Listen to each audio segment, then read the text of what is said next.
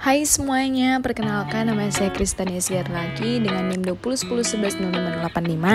Nah, pada saat ini saya akan menjelaskan sedikit atau akan memberitahu pengetahuan tentang rumput laut. Nah, yang pertama kita harus mengetahui dulu nih, apa sih rumput laut ini? Rumput laut secara ilmiah dikenal dengan istilah alga atau ganggang. Rumput laut termasuk salah satu anggota alga yang merupakan tumbuhan berklorofil. Dilihat dari ukurannya, rumput laut terdiri dari jenis mikroskopik dan makroskopik. Nah, jenis makroskopik inilah yang sehari-hari kita kenal sebagai rumput laut. Nah, ini merupakan spesifikasi dari rumput laut. Ada ganggang merah, ada ganggang coklat, ada ganggang hijau, ada ganggang hijau biru. Nah, rumput laut tergolong tanaman berderajat rendah. Umumnya tumbuh melekat pada substrat tertentu, tidak mempunyai akar, batang maupun daun sejati, tetapi hanya menyerupai batang yang disebut talus. Bentuk talus ini beragam, ada yang bulat seperti tabung, pipi, gepeng, bulat seperti kantong, ada juga yang seperti rambut. Rumput laut tumbuh di alam dengan meletakkan diri pada karang, lumpur, pasir, batu, atau benda keras lainnya. Selain benda mati, rumput laut pun dapat melekat pada tumbuhan lain secara epifitik. Nah, berikut ini adalah biologi dan ekologi dari rumput laut.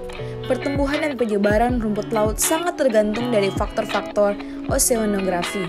Rumput laut tumbuh dengan mengambil nutrisi dari sekitarnya secara difusi melalui dinding talusnya. Perkembangbiakan rumput laut dilakukan dengan dua cara, yaitu secara kawin antara gamet jantan dan gamet betina atau generatif, dan cara tidak kawin dengan melalui vegetatif dan konjugatif. Beberapa jenis rumput laut di Indonesia sangat bernilai ekonomi tinggi. Selanjutnya, kandungan kimia rumput laut. Kandungan rumput laut umumnya adalah mineral esensial seperti besi, iodin, aluminium, mangan, kalsium, nitrogen. Dapat larut, fosfor. Kandungan rumput laut umumnya adalah mineral esensial seperti besi, iodin, aluminium, mangan, kalsium, nitrogen. Dapat larut fosfor, sulfur, klor, silikon, rubidium, strontium, barium, titanium, kobalt, boron, koper, kalium, dan unsur-unsur lainnya. Asam nukleat, asam amino, protein, mineral, trace elements, tepung, gula, dan vitamin A, D, C, D, E, dan K. Rumput laut yang banyak dimanfaatkan adalah dari jenis ganggang merah karena mengandung selain agar-agar, karagenan dan alginat, porfiran dan furklaran. Jenis ganggang coklat pun juga sangat potensial seperti sargassum dan turbinaria karena mengandung pigmen klorofil A dan C, beta-karoten, filakoid, viola-santin, fukosantin, pirenoid, dan cadangan makanan berupa laminarin, dinding sel yang terdapat pada selulosa dan algin. Berdasarkan strukturnya, karagenan dibagi menjadi 3 jenis, yaitu kappa, iota, dan lambda karagenan. Karagenan pada ganggang merah merupakan senyawa polisakarida yang tersusun dari D-galaktosa dan L-galaktosa 3,6 androgalaktosa yang dihubungkan oleh ikatan 1-4 glikosid.